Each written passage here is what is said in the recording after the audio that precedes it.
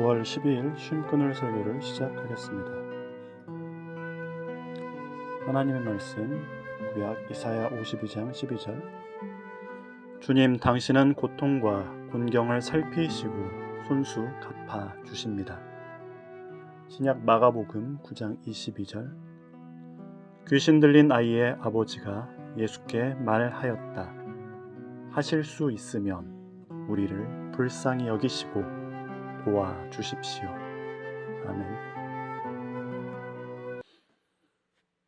고통과 공경을 살피시고 라고 하는 제목으로 말씀 전하도록 하겠습니다. 제가 사역을 하던 언젠가 그 식당을 하시는 성도분을 방문한 적이 있었습니다. 조금 한가한 시간이어서 그분은 음식을 차려주시고 제 옆에 앉아서 같이 이야기를 나눴습니다. 교회에서 일어난 일, 또 사람들 이야기 등을 하다가 목사들이 성도들이 어떻게 사는지 잘 모르는 것 같다라며 이분이 좀 서운해 하셨습니다. 제가 사역을 하는 내내 불편했던 마음 중에 하나가 그것이었습니다. 나는 참 성도들이 어떻게 사는지 그 삶의 현실을 잘 모른다는 것. 그러면서도 설교에선 이렇게 살아라 저렇게 살아라 라고 지시하는 그 설교 언어의 공허함, 그것이 참 힘들더라고요.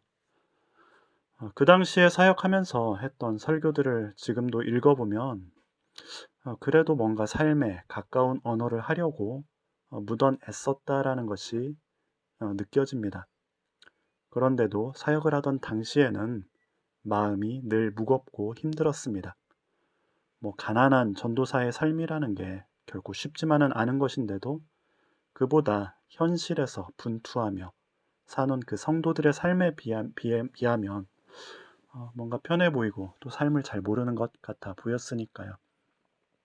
저도 직장 생활도 해보고 많은 걸 해봤지만 여전히 그 사역이라는 게 삶과 분리된 그런 것 같아서 그런 어떤 거리감이 참 불편했지요.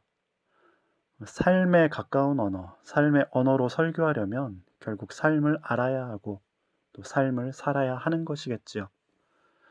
그런데 사역자들은 삶에서 먼 언어를 말하고 그 일상의 고단함을 살지 않는 것 같습니다. 삶을 살지 않으니 삶에서 가까운 언어도 모르는 것 아닌가라는 거죠.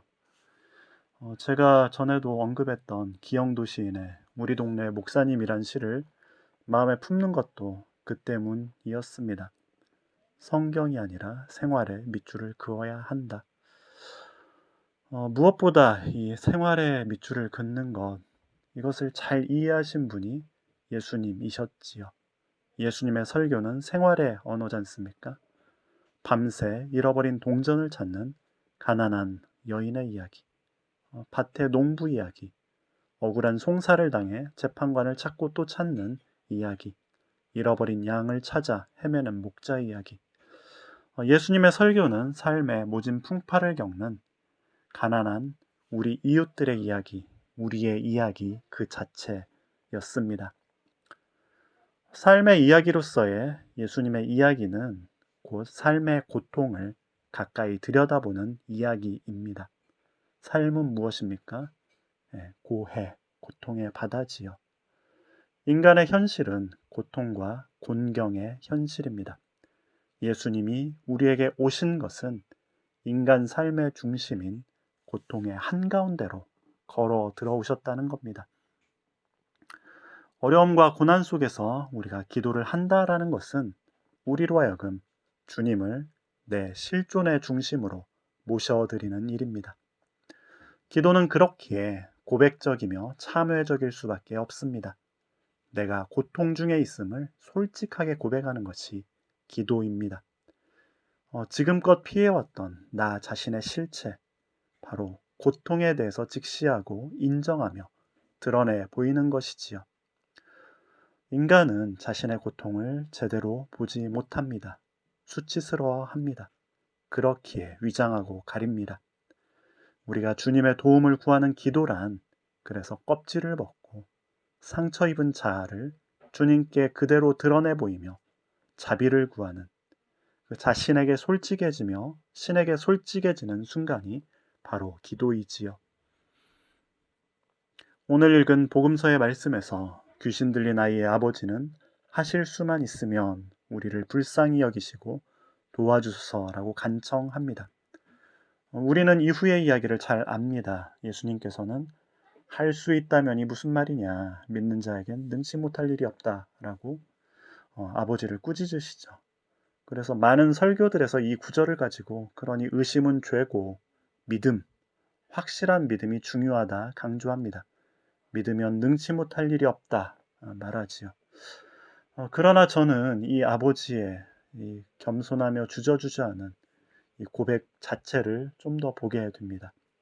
귀신이 들려 정신이 이상한 상태로 자해를 하는 아들을 둔 그 아버지의 절박함, 삶의 고통 속에서 주님의 자비를 구하는 그 아버지, 그와 그 가족들이 살아온 나날들의 고통 앞에서의 무력감, 또 주변의 차별적인 시선들, 그가 구하는 자비란 단지 치유만이 아닌 살아온 모든 나날들을 이해하고 용납하며 받아들여주는 그러한 자비를 말할 겁니다.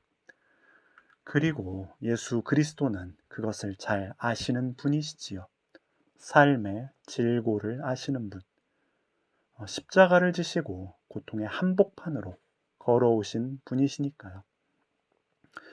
여러분이 살아가는 일상 속에서 늘 주님의 자비를 구하십시오. 영혼에 가려진 고통과 아픔들을 주님께 아뢰십시오.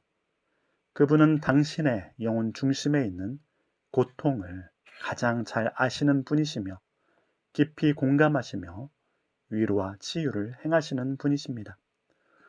고통이란 인간을 고립시키며 소외시킵니다. 그러나 주님은 바로 당신의 고통이 토로되어질 때 당신의 가장 깊은 자와 만나시며 두려워하지 말라고, 너는 혼자가 아니라고 당신께 가까이 다가오시는 분이십니다. 그런 주님을 늘 의지하면서 어렵고 힘든 인생길을 희망 속에서 살아가길 기도드립니다. 마침 기도 드리겠습니다. 자비의 주님, 인생이 쉽지 않습니다. 고통 속에서 상처 입고 매일매일의 분투 속에서 살아가는 저희 인생을 불쌍히 여기소서. 힘들고 어려울 때마다 주님의 자비를 구합니다. 주님은 우리의 아픔과 상처를 어느 누구보다 잘 아시고 보살펴 주시는 분이십니다. 아멘.